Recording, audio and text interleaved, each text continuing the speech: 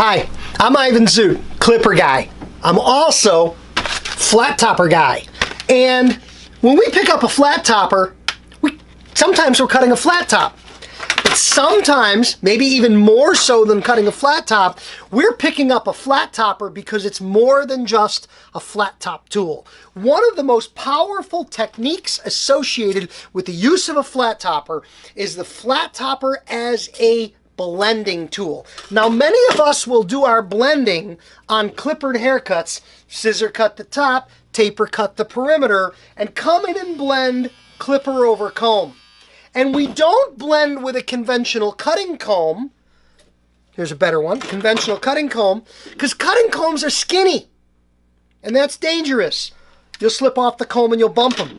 We go to a clipper comb. Clipper combs are wider and clipper combs are flat, and they're great for blending. This is a Zoot comb. If you're not familiar with the Zoot comb, you got to get one of these. Also, like our flat topper, the Zoot comb is a product of the UK. This one's made by Denman. Great company and a great tool. But this is our flat topper. And when you talk about combs, for some people, 8.5, that's a big comb. That's a bigger comb. Well, you know what a flat topper really is? It's a bigger comb. Yes, it's wider. Yes, it's longer. Yes, it's a clipper cutting comb. And it's also the world's greatest blending comb. Scissor cut or razor cut or clipper cut the top, taper the perimeter, and when it's time to blend, use your flat topper as the world's greatest blending tool. We have the visibility of the color, we have the ability to hold it at an angle, we have the ability to see our weight lines, and the ability to blend them right off. Now, did you also notice how I'm holding it?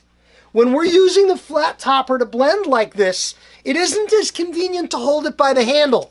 Certainly, that technique that we feature in a lot of the flat top videos doesn't play well for this type of blending.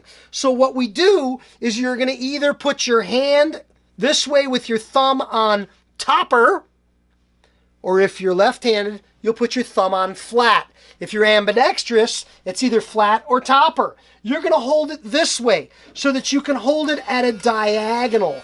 When you are blending, it's important to recognize we don't ever really suggest working across the teeth perpendicular. The clipper can catch on a tooth or snag, and then you'll bump or disposition or move the flat topper. We want to work at an angle or straight up and down. Angle cutting, straight up and down, does what's called pushing. When I cut like this, some of the hair is cut by the clipper, but some of the hair is just pushed up and out of the teeth. That slows down your progress. It gives you a little more control. But when we come in at an angle to the teeth, now notice, the clipper's still moving up and down, but I moved my flat topper from straight up and down to add a bit of an angle.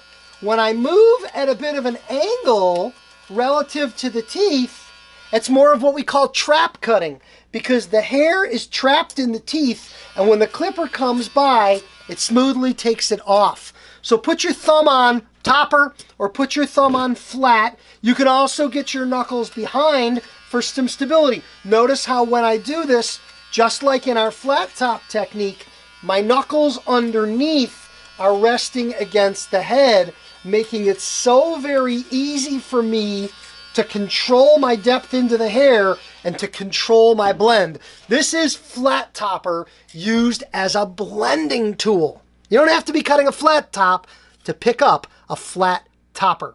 There's a link in the description to buy your flat topper. Like, comment, share, subscribe, turn on your notifications, get a flat topper, and get busy blending.